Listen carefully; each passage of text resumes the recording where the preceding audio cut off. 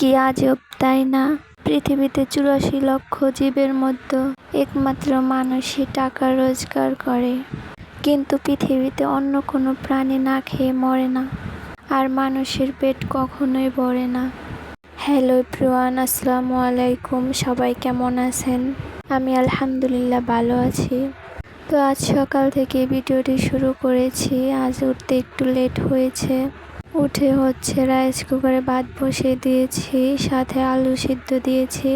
আর এদিকে ছেলে চিপস খাবে, তাই চিপস ভেজে দিচ্ছি। ভিডিওর শুরুতে বলে দিচ্ছি, আমার ভিডিওটি যদি আপনাদের কাছে ভালো লেগে যায় প্লিজ চ্যানেলটি সাবস্ক্রাইব করে একটি লাইক দিয়ে যাবেন। এদিকে আমার রাইস কুকার ভাত হয়ে গেছে, এজন্য পানি গরম করে নুডলস বসিয়ে দিয়েছি। আজকে রান্নাবান্না শেষ করে কিন্তু অফ ক্যামেরায় আমরা খেয়ে নিয়েছি। কয়েকটা কাপড় ছিল, তাই রুমেই নেড়ে দিয়েছি ধুয়ে। আর এই দেখেন বাইরে প্রচণ্ড রোদ, ছাদে তো যাওয়াই যাচ্ছে না, এত গরম পড়েছে। আর এখানে আমি পাপোশগুলো উঠিয়ে রুমটা ঝাড়ু দিয়ে নেব। এখানে কাপড় ভিজিয়ে ধুয়ে নিয়েছিলাম, সেই ময়লা পানি বালতিতে ছিল, এখন ফেলে দিয়ে রুমটা পুছে নেব। কয়েকদিন যাবৎ এত গরম পড়েছে যে কারেন্ট থাকে, ফ্যান চলে, তবুও অনেক গরম লাগে, আর কারেন্ট গেলে তো কোনো কথাই নেই। রুম পুছে নিয়েছি, এখন আমি কিছু ফার্নিচার মুছে নেব। এই তো আমার ওয়ার্ডরোবটা আমি মুছে নিচ্ছি।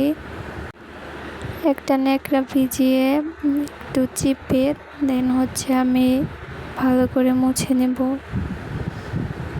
ওয়ার্ডরোবটা মুছে দেখে আমি বাতের একটা মুছে নেব।